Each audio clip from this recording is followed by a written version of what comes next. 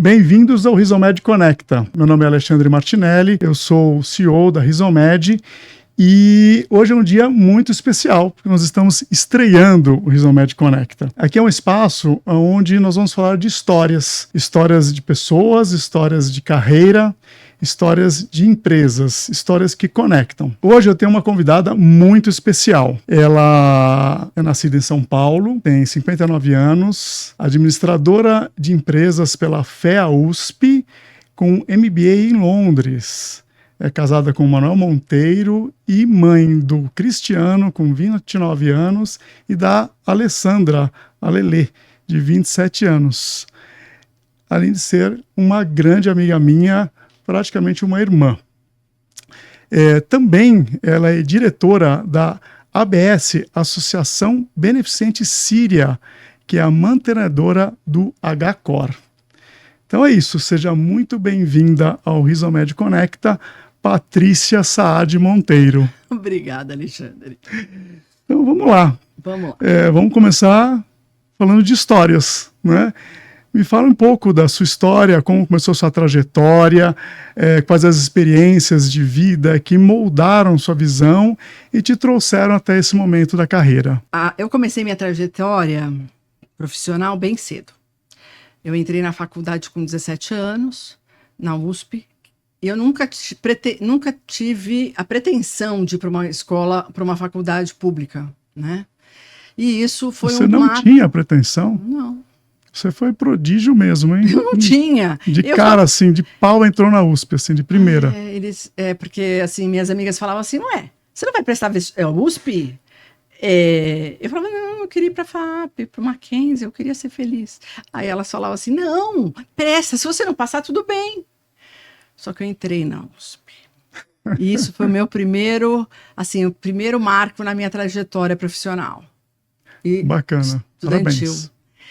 Só que, então, a fé, o que ela trouxe para mim de bom? É que, assim, eu ia para os lugares, falava que era fé, as portas se abriam.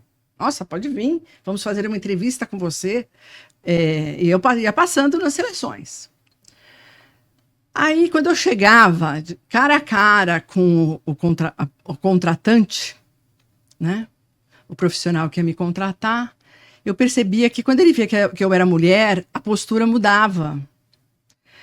E eu comecei a perceber que era bem difícil a colocação de uma mulher naquela época no mercado, apesar da fé.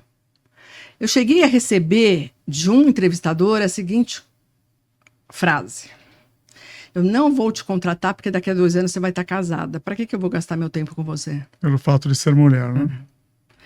Bom, dito e feito, depois de 2 anos eu estava casada mesmo. Só que eu fui para Londres, fiz MBA, melhorei meu currículo, né?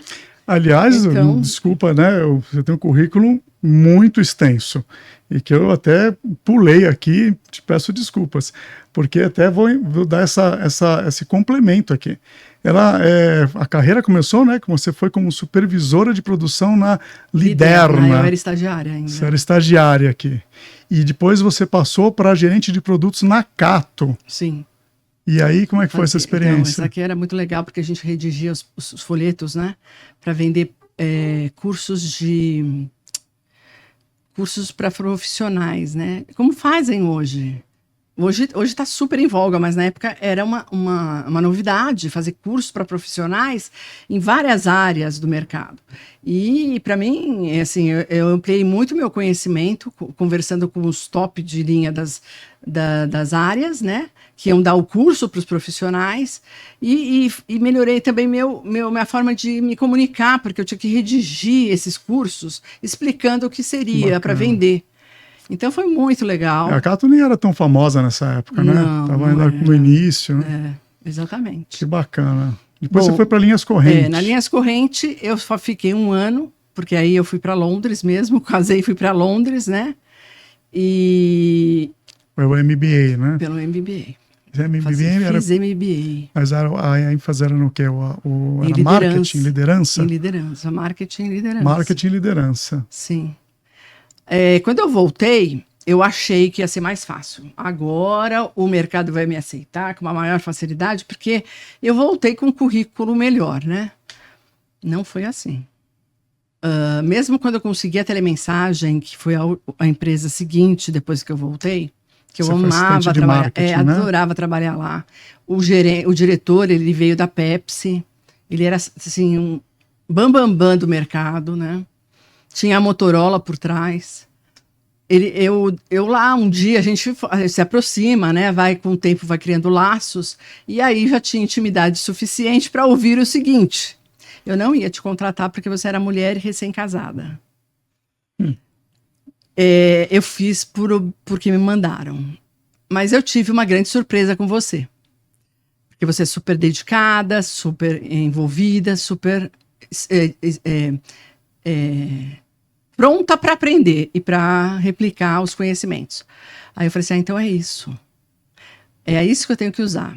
As minhas vantagens como mulher são: eu sou uma pessoa que está sempre comprometida, uma pessoa que agrega outras pessoas, e por ser mulher, eu tenho que demonstrar que eu estou 24 horas por dia à disposição. Entendi. Esse era o meu lema, porque era como eu tive que criar assim defesas para poder entrar no mercado, né? Depois que eu saí da telemensagem, eu fui para a concorrente, que é a Teletrim.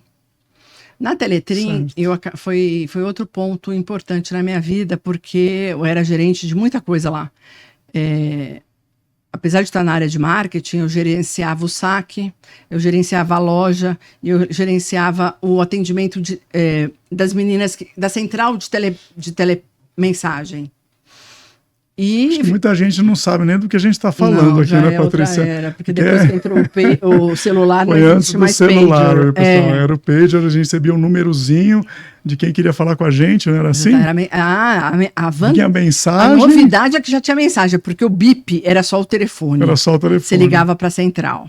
A telemensagem, a telemensagem que chegou no Brasil em 1992... você recebia mensagem já dizendo o que queria. Isso. Você não precisava sair correndo para ligar para uma central. E então foi uma evolução. Só que quando vieram celulares, acabou esse tipo de serviço. Aí acabou. Né? É uma evolução que tecnológica da telecomunicação que foi avançando, né? Mas era o máximo pra gente na época, Era né? o máximo. Mas todo mundo andava com o seu pagerzinho ali preso na cintura. Principalmente os médicos, né? Depois os engenheiros, depois foi ampliando. Exatamente. E nessa época eu acabei engravidando, né? Já estava lá há uns 4 anos, uns 3 anos lá. Foi um ponto alto da sua carreira nessa época, antes de você engravidar, mas veja como eu estava disposta ao trabalho. Eu trabalhava em várias frentes e eu trabalhava em certos períodos, eu ficava até as 4 da manhã trabalhando. Uau! Então, assim, eu não tinha tempo para outras coisas. A verdade é essa. Mas eu estava quase fazendo 30, já estava quase próxima dos 30 anos e eu queria engravidar, e engravidei. Só que aí veio uma pessoa para mim e falou assim, não conta para ninguém, senão você vai ser demitida. Aí eu me senti completamente isolada naquele lugar, porque eu estava, na primeira gravidez, eu tive muito enjoo, não podia ter apoio dos colegas, né? Porque eu não podia dizer que estava grávida, tinha que aguentar tudo sozinha, então começou a ficar muito solitário para mim. E a Teletrim era uma multinacional? Não, é do Bradesco e da Globo. Tá, era uma empresa brasileira, do Rio, então. Pessoal do Rio. Aí... acabei perdendo o bebê. Quando eu perdi a primeira gestação, perdi o primeiro feto, aí eu falei, não, eu não quero mais esse tipo de correria, pressão no meu dia a dia, porque eu quero realmente ter filhos. Foi aí que eu saí, tomei a decisão de pedir demissão e fui... Logo depois eu engravidei novamente e tive meus filhos, né? E nessa época, eu não fiquei parada, mas eu não tinha... Eu não quis mais trabalhar numa empresa onde a pressão era muito grande, era multinacional, era horários fixos. Então, na primeira gravidez do Cristiano, eu trabalhei com o professor da GV. Então, fazendo consultoria. Ah, eu lembro dessa época. Foi o início dos planos odontológicos. Foi. E por coincidência, eu estava numa empresa, num hospital, que estava implantando o seu plano odontológico, né? Foi, é verdade. Foi quando eu trouxe esse conhecimento para a RM, Risomed. É isso. Né? Para quem ainda não conhece direito a nossa história, né, a Risomed, ela é a antiga ARM Planos Odontológicos. É uma empresa que tem 30 anos já de existência.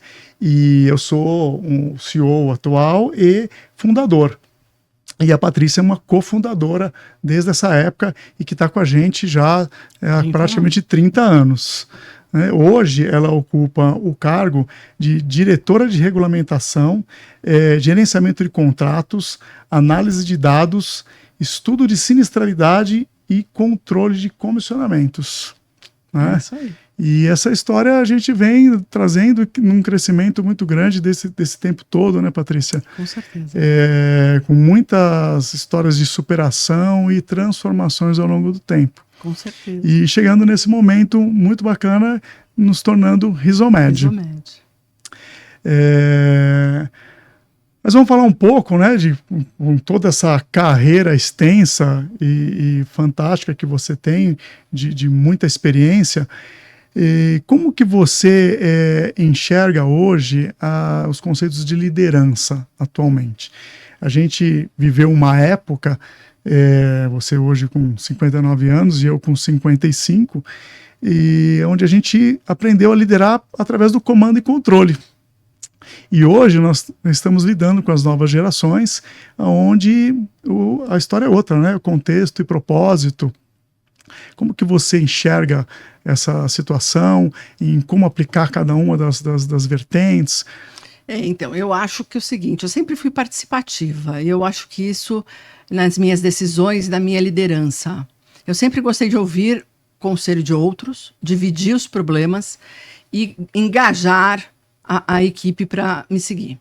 Acho que se você não vende a ideia, se você não explica o motivo do que você está fazendo, você não vai chegar, não vai ter as pessoas não vão te seguir. Elas têm que entender porque elas estão fazendo aquilo. É lógico que os métodos, os processos, eles são fixos. Tudo bem, eles têm que existir nas empresas, mas as pessoas têm que entender por que elas estão fazendo aquilo. E eu sempre fui uma pessoa que gosta de ensinar, gosta de estar junto dos funcionários, gosta de participar com eles das informações. Então, eu acho que hoje a diferença é que é mais tecnológico, né? E eles estão, a geração agora, eles têm uma rapidez de raciocínio muito maior, mas eu acredito que continuaria da mesma forma. Tem que explicar para depois ter engajamento. Sim, mas é assim, eu também me vejo muitas vezes, né, nessas situações onde a gente sabe e tem isso já, né, muito arraigado na questão do propósito, da pessoa realmente estar engajada e acreditar naquilo que ela está fazendo, que isso é que move as pessoas. Mas existem a questão de você estar seguindo regras também, né? De você conseguir estar dentro de um contexto que você está envolvido ali. Nem sempre nós vamos estar inseridos numa situação onde é exatamente aquilo que a gente gosta de verdade para fazer. Existe até uma frase que eu gosto muito, não é minha, de um dos mentores que eu admiro muito e sigo, que é o Joel J, que ele fala assim, criança faz o que gosta, adulto faz o que precisa. E muitas vezes eu vejo que às vezes bate um pouco em conflito com essa história só propósito, porque propósito, de uma certa maneira, você está dizendo que você está fazendo só o que você gosta, o que você enxerga. Como mesclar um pouco, né, essas duas situações, de eu poder, como líder, me posicionar ali, olha, isso aqui tem que fazer, não tem outro jeito, tem que fazer. Não é muito que eu gosto, mas tem que ser feito, porque a empresa precisa, porque o processo precisa que seja feito, e mesmo, ao mesmo tempo manter a pessoa motivada. Não é tão fácil. Não é. Bom, eu acho que assim, né? Eu sempre escolhi, depois que eu tive as crianças, né? Aí eu saí das multinacionais, aí eu decidi que eu queria fazer diferença dentro das empresas.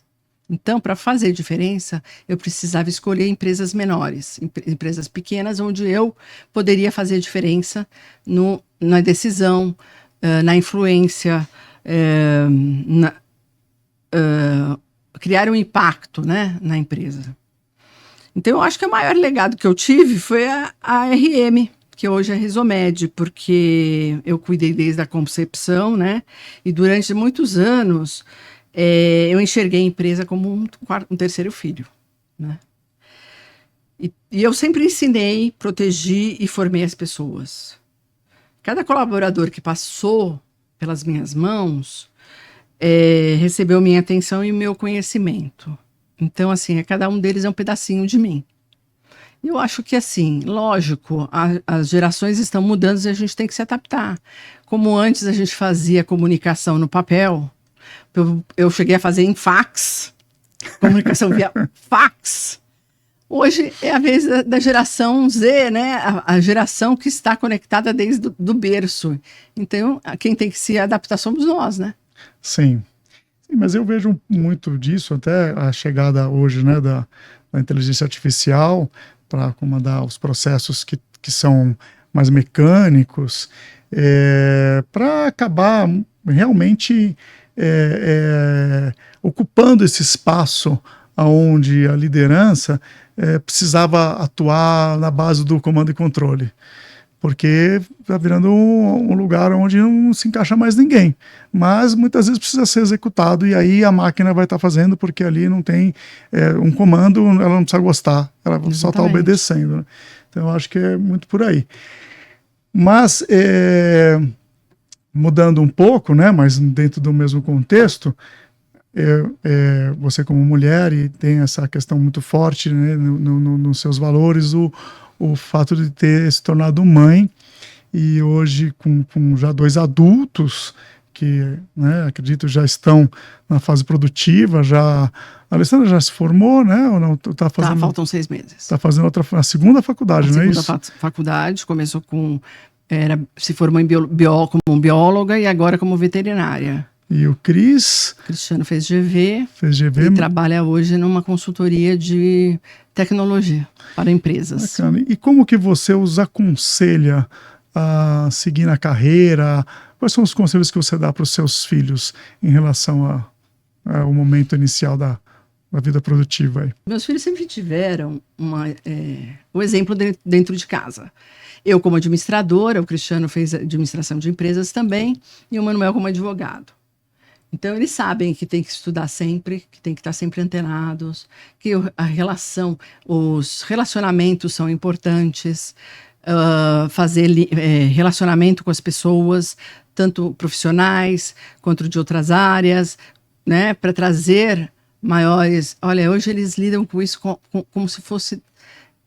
para nós não era tão fácil, a gente teve que aprender a fazer isso. Eles hoje sabem que se eles não criam esses laços, eles não progridem, porque tudo está no LinkedIn e tudo está, não tem mais nada no papel. Você não manda mais o currículo para ninguém, a não ser que alguém tenha te indicado e colocado. A Alessandra mesmo, ela percebe que os amigos dela falam, olha, tem essa vaga no LinkedIn para você. Então, assim, sem esses contatos, essas conexões, eles não vão a lugar nenhum. E eles aprenderam isso direitinho. Eu acho que as escolas estão mudando também, né? Porque antes a gente saía de uma faculdade só com teórico. Sim. Hoje, isso tudo não leva a nada. Eles têm o conhecimento do Google, eles têm o conhecimento da inteligência artificial que faz para eles, entendeu?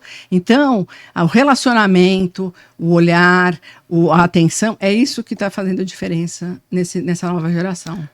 São as relações humanas, exatamente, né? Como se relacionar com as pessoas, que isso leva a gente a outros lugares, né? O Cristiano, por exemplo, ele tem que entender as necessidades que as empresas clientes dele têm em relação de tecnologia, o que podemos melhorar, e chamar e fazer o link com as startups que trabalham nessas áreas e mostrar projetos para essas empresas. Então, assim, é relacionamento dos dois lados.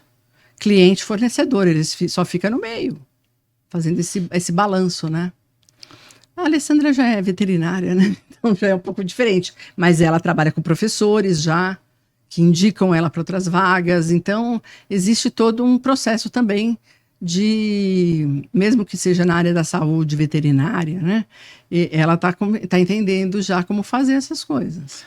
Mas as conexões pessoais, de networking, conhecer gente, é isso que realmente acaba trazendo. Exatamente. Eu concordo, eu também sou pai e tenho 2 meninas que já estão na faculdade e a gente tenta trazer realmente essa questão de uma forma muito importante. Com certeza. E quem não tem precisa aprender a desenvolver, porque isso muda realmente o jogo. Eu também acho. Com certeza. Mas voltando um pouco aí para os seus momentos, né, da carreira toda, você já falou que realmente acho que, né, o que fez você, os momentos de tomada de decisão, foi muito importante essa fase de se tornar mãe, que te fez virar, né, a saída das empresas grandes, trabalho, né? Das empresas grandes, digamos assim, e tentar empreender. Exatamente. Empreender junto com a gente, que estava no início, nós éramos mais novos que você. Sim. Né, a Patrícia era a irmã do Marcelo, que foi meu colega de faculdade, e nós fundamos a ARM Planos Odontológicos, e foi dali que eu conheci a Patrícia e ela veio trabalhar com a gente. E era ali um momento de empreendedorismo puro mesmo.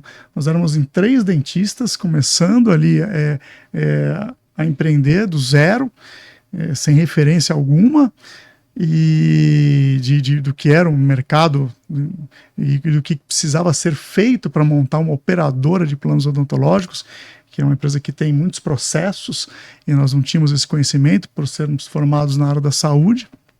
E a Patrícia foi ali uma peça-chave para iniciar todos esses processos, né, Patrícia? E como é que você viu, e você foi corajosa naquela época, né, de querer topar ali com 3 dentistas imaturos, começar a criar tudo do zero. De novo, né, você tem que ter resiliência, você tem que se reinventar, você tem que, porque quando você sai da faculdade, você fala assim, naquela época, né, vou arranjar um emprego, de lá não saio nunca mais. Imagina! Primeiro que eu não tive essa paciência toda, né?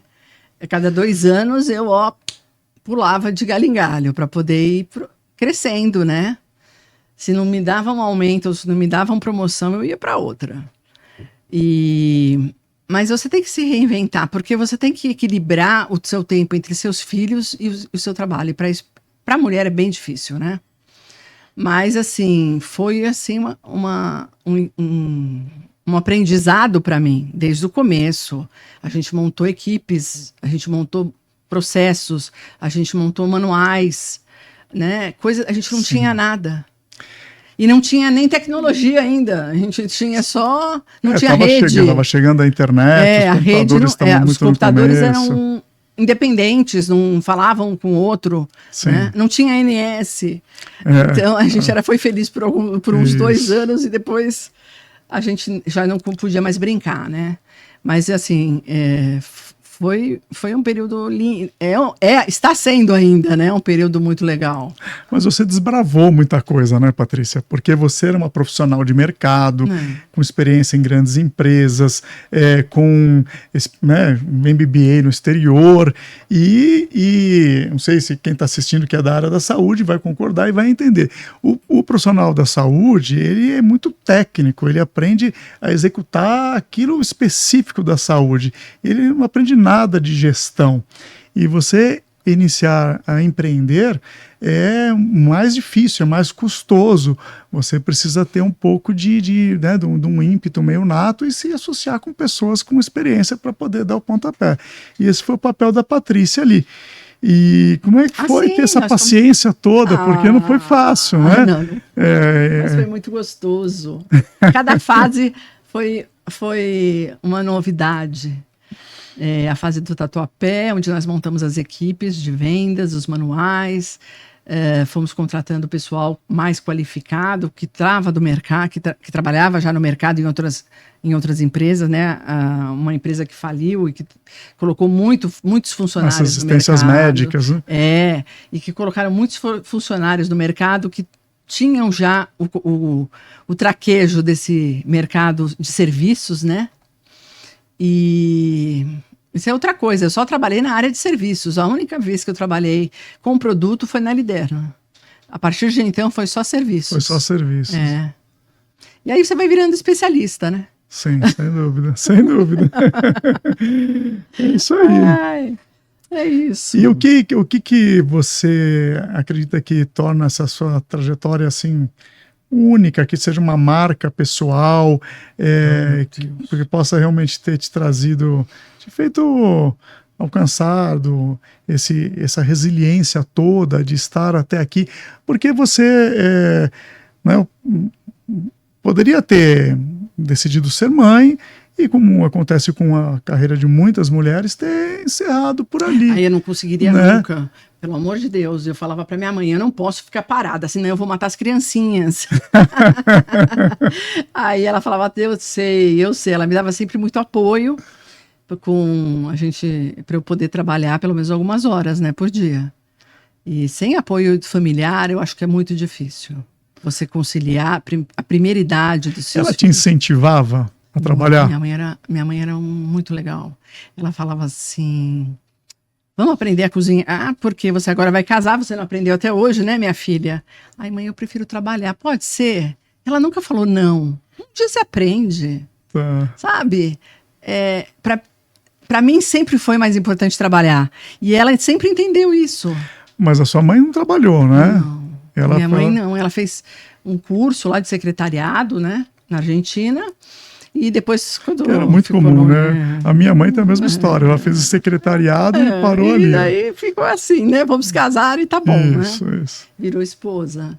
E com 3 filhos não tinha muito tempo também para pensar em outra coisa. Mas ela sempre me apoiou em tudo. E seu pai? Da forma dele, ele também me apoiou.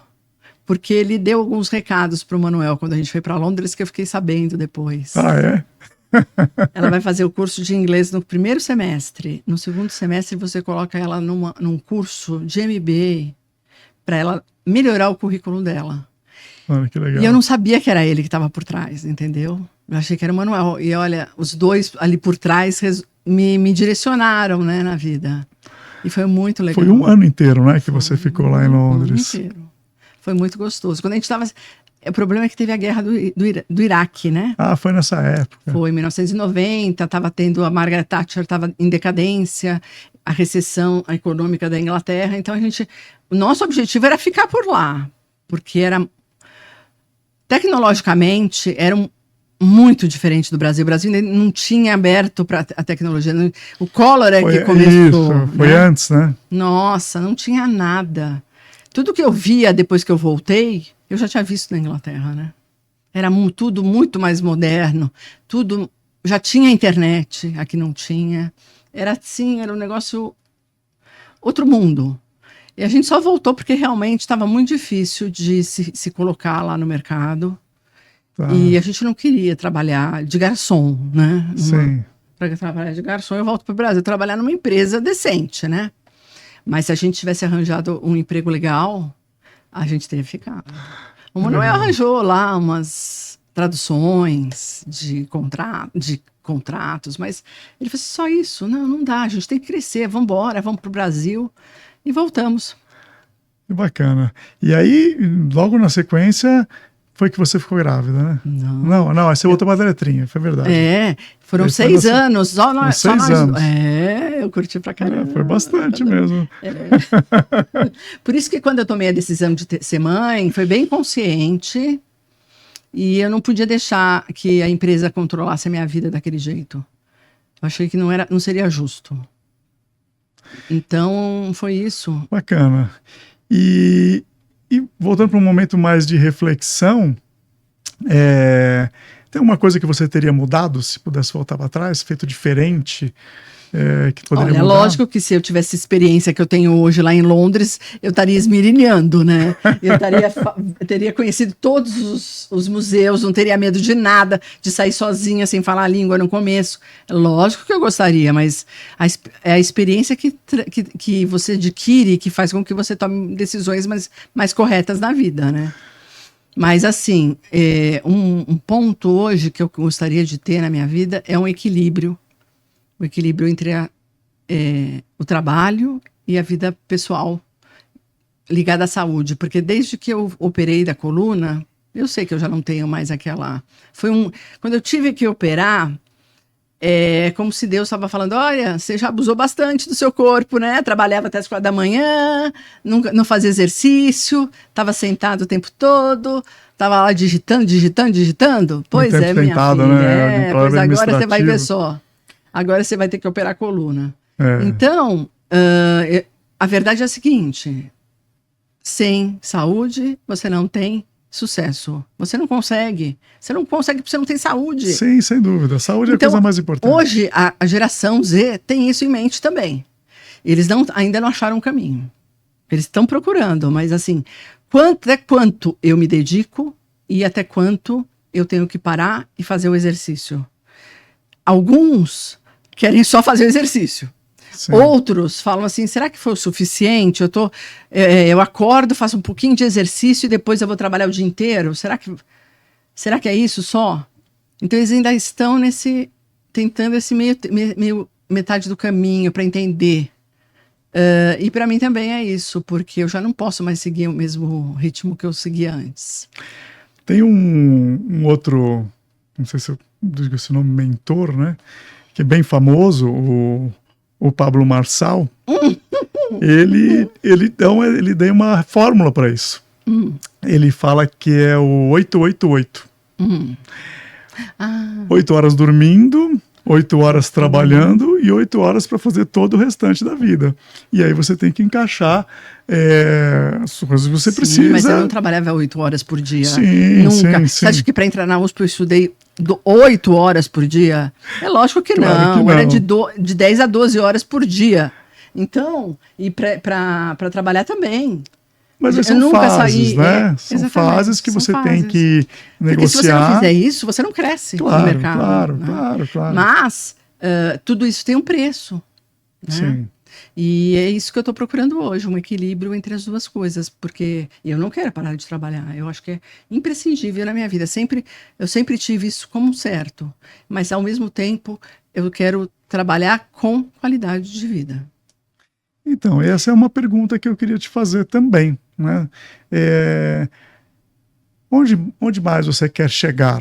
Né? Onde você quer... Quais são os seus sonhos, objetivos profissionais? Só isso. É chegar na qualidade de vida, o equilíbrio, conseguir fazer o 888.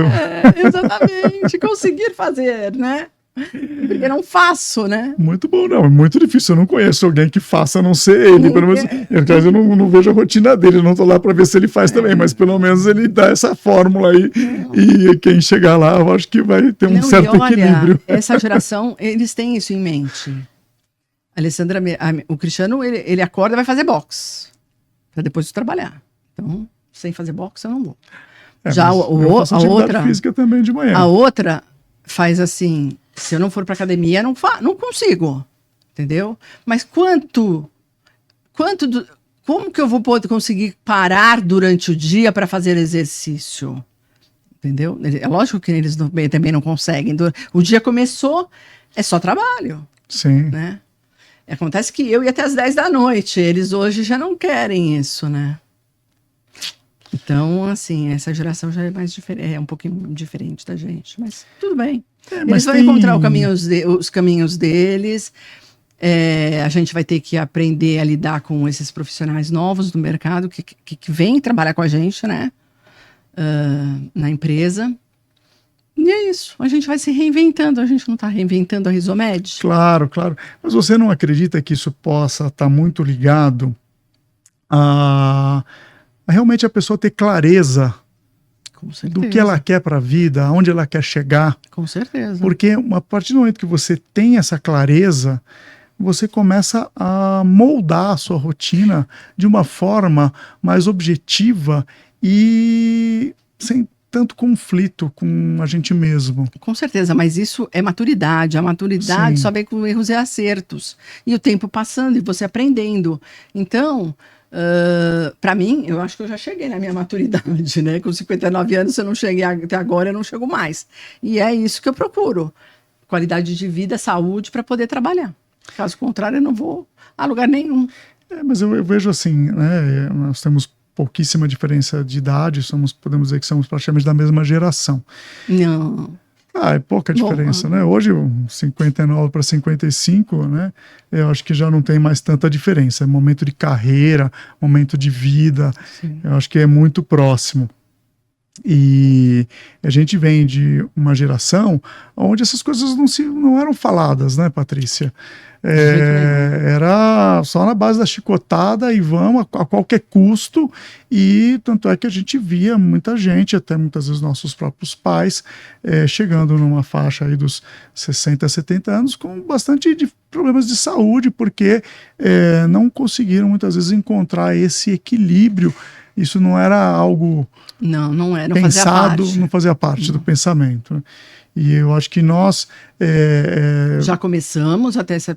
É lógico que não foi desde o começo, né? Veio no meio, Veio né? no meio. Veio no meio. Né? E aí, para a geração Z, já vem desde o começo. Isso é bem legal. Eu acredito que, principalmente, o problema deles é a saúde mental, né? Não é saúde física. Então, eu acho que o tempo vai mostrar o que vai acontecer para frente. Exatamente. Da mesma maneira que nós precisamos nos reinventar no meio do caminho, pensando, eles vão ter que se reinventar de outra maneira, se tiverem a clareza dos objetivos que querem e, né, tiver a inteligência de utilizar os recursos tecnológicos para criar a performance que eventualmente seja necessária para atingir os objetivos, mas ao mesmo tempo poder manter o equilíbrio da qualidade de vida. Com certeza. Né? Todas as gerações vão ter que elas vão acabar se adaptando. A nossa foi também muito moldada depois da Covid. Né? A gente teve acesso ao home office, que a gente não estava preparado, né? Sim. Nós entramos com a parte de rede para poder trabalhar a equipe toda dentro da empresa e fora da empresa, né? Então, são vantagens que a gente adquiriu com a Covid. A gente pode dizer que não, mas sim, são formas de trabalho diferentes do que a gente tinha antes, né? E é isso que vai acontecer com eles também. Eles também vão presenciar esse tipo de coisa. E a RM vai estar aí para a gente poder ver quais são os próximos capítulos da novela. Muito legal.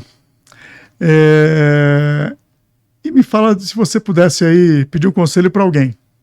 Um conselho para alguém? Pode ser qualquer pessoa. Pode estar viva ou pode estar morta. O que você perguntaria? O que você pensaria? Que pudesse contribuir na vida pessoal ou profissional, sei lá, o que vem na tua cabeça? O que eu perguntaria? Não sei. Como encontrar o equilíbrio entre o trabalho e o lazer, que é uma coisa que a gente não tem até hoje, entendeu? Você sabe responder? Posso perguntar para você? Não. Você sabe que eu acho que está muito... Você sabe que eu venho procurado estudar muito essa parte comportamental nos últimos anos. E eu tenho entendido que está muito ligado à nossa mentalidade. A forma como a gente enxerga as coisas, como a gente absorve o que está ao redor da gente. E isso impacta diretamente na nossa forma de pensar e na nossa qualidade de vida. Com certeza. Porque se você às vezes olhar, a rotina não mudou tanto, mas é a forma como a gente permite que certas coisas nos afete. Com certeza. Então está dentro da gente aceitar certas provocações, dentro da gente se irritar com certas coisas ou não. E é onde a gente põe o nosso foco de pensamento. Isso muda a nossa realidade. Ah, sim. Muda e quando muito. você tem também grupos diversos, né, com o qual você convive, mesmo que não seja, tem o do trabalho, né, tem os amigos e tem, por exemplo, eu trabalho eu sou diretora da Associação Beneficente Síria, né, então lá são só mulheres, né, então é uma outra ambiente cultura. que a gente está inserido, né? É uma outra cultura. Então, hoje a RM é a operadora, eu trabalho na RM como operadora de planos odontológicos. E na ABS você tem o HCOR, que contrata os planos de saúde para poder atender, quer dizer, para poder fazer parceria e atendimento dos clientes deles. Então eu vejo os dois lados da moeda. E eu também vejo um pensamento diferente das senhoras da associação. Lá é uma experiência muito bacana que você tem na carreira também, né, Patrícia? Porque tem pessoas da minha idade, tem pessoas mais velhas, tem pessoas mais novas. Então, e que estão inseridas num contexto de uma grande empresa. Exatamente. Que é um hospital, né? É o HCOR, e é a mantenedora, não é isso? Sim, a associação é a mantenedora do HCOR. É a mantenedora do hospital. Toda a parte filantrópica do hospital é bancada pela associação. Então, trabalhos de cirurgia fetal, de cirurgia cardíaca, infantil, só infantil. É toda bancada pela filantropia. Toda. Eles não pagam nada. A gente que banca. Tem também agora, a gente está abrindo um banco de biotecnologia para estudar o DNA das pessoas, para saber o que eles vão, quais serão as pessoas, de acordo com o seu DNA, que doenças você vai ter no futuro. Nós estamos começando a montar esse banco lá na HCOR. Que bacana. E também eu trabalho no Comitê de Excelência do Paciente, que é uma delícia. Uma vez por mês a gente se reúne com os pacientes do hospital e que se oferecem para ajudar a crescer o hospital. Eles dão diretrizes de melhorias para a gente e a gente vai com eles criando novas ações. Por exemplo, melhorias no app, que não funciona alguma coisa que poderia ser melhorado no app do HCOR. Por exemplo, às vezes coisas simples, muito barulho, determinado andar. A última vez que eu estive lá, antes das férias, né? Eu me emocionei muito porque estava começando um grupo novo de pacientes. E eles chegaram agressivos. Nas 2 primeiras sessões, eles estavam muito agressivos. Na terceira, eles já eram parceiros nossos. Eles já olhavam e falavam assim, vocês têm que nos aconchegar com tato. Porque hoje é tudo digital e vocês fazem isso com a gente. Sabe? Então eles deixaram de ser um cliente que não foi bem atendido para um cliente que quer ajudar você a melhorar. Que bacana. A ser melhor do que era antes quando atendeu ele. Né? Porque teve erros. Então muitos deles eles se cadastram para colocar para fora a sua angústia. Por que vocês não me atendeu? Por que você não conseguiu satisfazer minha necessidade naquele momento? Então vamos juntos para evitar que isso aconteça no futuro. Então eu acho que essa parceria com o cliente é muito legal. É muito legal.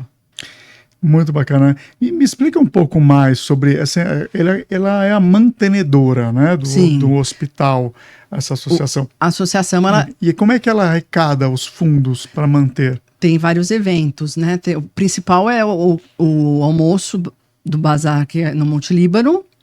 Um almoço com bazar, bingo, rifa, em maio, antes do Dia das Mães. Na mesma semana, só que antes, na quinta-feira antes, é quando a gente arrecada o maior número de coisas. Um volume maior de dinheiro. Doadores? Existem doadores individuais. Existe a diretoria, que também é doadora. Nós temos o mini shopping dentro do hospital, que reverte tudo para a filantropia. E o brechó agora, que é para os funcionários.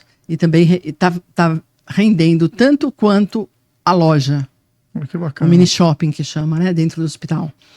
E é só para os funcionários. E rende tanto quanto a loja, que é para os visitantes ou para os pacientes, né?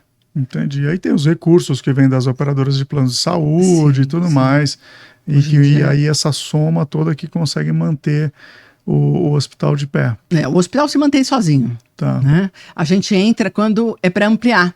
Tá. Então, por exemplo, agora a gente está pensando em fazer mais uma torre no HCOR. Já tem aquela que separa os dois prédios com uma passarela no meio da avenida, da rua, né? E a gente está querendo fazer mais uma unidade. Aí, quando a gente for construir essa unidade, o dinheiro vem da associação. São a manutenção do HCOR, ele tem que se manter sozinho. Se mantém com a No cooperação. começo, lógico que não, a gente ajudou. Quando tem as ampliações, a gente que ajuda, mas o HCOR se mantém sozinho. E está muito bem qualificado hoje em dia. Ele está entre os 10 principais do Brasil no ranking de hospital. Ele está muito bem colocado. Então, apesar de não ser tão grande quanto os demais, né? O Sírio-Libanês e o Einstein são maiores. A gente está muito bem colocado no mercado. E me fala como que você posiciona, né, essa sua atuação numa entidade filantrópica, beneficente, dentro da carreira. Né? Você dando uma carreira empreendendo dentro da Rizomed, todos esses anos, na construção de uma operadora, e lá no terceiro setor. Não. Então é isso que eu estava dizendo. Eu estou agora do outro lado, né? Agora eu estou dos dois lados. Eu estou do lado da operadora e estou do lado do hospital, que é o local onde os clientes são atendidos. Então, assim, eu vejo os dois lados, eu posso trocar ideias, eu trago ideias e levo ideias de um lado para o outro, lógico, sem comprometer com informações sigilosas, Claro. Mas, assim, eu acho que é um momento de benchmarking, que eu vou falar, entre a operadora e a ABS, Associação Beneficente. Entendi. E lá eles fazem atendimento para pessoas sem condições, sem planos, ou não? Não, só a parte filantrópica, beneficente, é só para infantil. Tá. Então, por exemplo, que tem um problema de crianças, é super emocionante, é a operação intrauterina. O bebê não nasceu ainda. A operação é feita na gestante. Ele tira o feto, ele faz a cirurgia, ele devolve o feto para a barriga da mãe. Nossa. Aí ele vai nascer naturalmente. Depois. Espetacular, né? É o máximo. É quando as crianças têm a espinha bífida, que é duplicada. Se ele não fizer essa operação a tempo, a criança não vai andar. Fazendo essa operação a tempo, ela anda, ela é perfeita. Fantástico, ela vai ter uma vida muito normal. A mesma coisa com as crianças com problemas cardiológicos congênitos, né? Então, eles percebem antes do nascimento que o bebê vai nascer com um problema. Eles fazem a cirurgia cardíaca do bebê intrauterina. É um negócio assim... Espetacular. Espetacular. Né? Espetacular. Os médicos lá são, assim, você conversa com eles, você fala assim, meu Deus, isso é do outro mundo. Como é que você faz para devolver o bebê lá dentro? Eu refaço tudo, eu refaço a bolsa, eu recoloco o líquido amniótico e ponho o bebê lá dentro. Eu falei assim, nossa, isso é espetacular, né? Muito bacana. Deve dar muito orgulho, né? Participar de um local como esse. Com certeza. A gente está sempre trazendo o pessoal do hospital para contar as novidades, né? Para nós, a gente banca isso, a gente tem que saber como é que está funcionando, né? Antes a gente não era assim. Na época das mães, eles tomavam todas as decisões e a gente só pagava. A associação só pagava. E não tinha poder sobre as decisões do hospital. Hoje tem um conselho, né? Onde a associação participa, o hospital participa, então a decisão é tomada em conjunto. É bem legal. Que bacana. Bom, vamos voltar um pouquinho aqui então para a Rizomed. A gente, em alguns momentos, falou o nome da RM como operadora de plano de saúde, né, e hoje a gente se reinventou com a nova marca, que é a Rizomed, e nos reinventamos também como produto de serviços de saúde corporativos.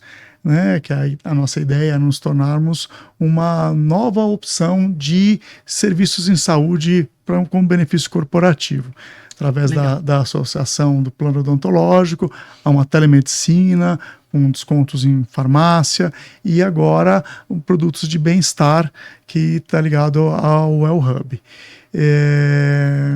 Como que você enxerga esse novo produto para o mercado? Que você... Eu vejo que a gente está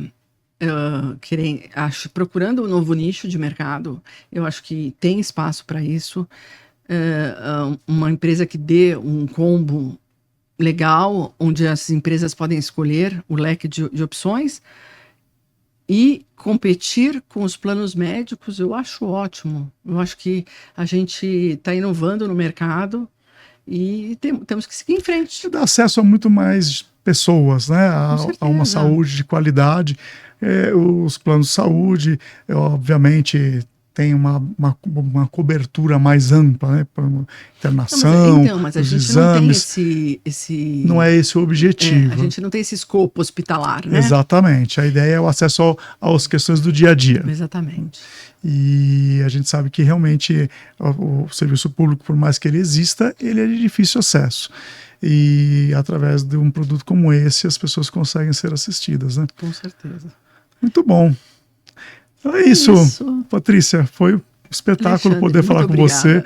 Adorei poder estrear o Rizomed Conecta com você. Obrigada. O nosso primeiro muito episódio. Orgulhosa de estar aqui também começando a Rizomed Conecta, já que eu já comecei com a RM, comecei desde o comecinho, desde 1996, sou uma velha, e agora com a Rizomed Conecta. Muito obrigada. Bom. Foi um prazer. Foi demais.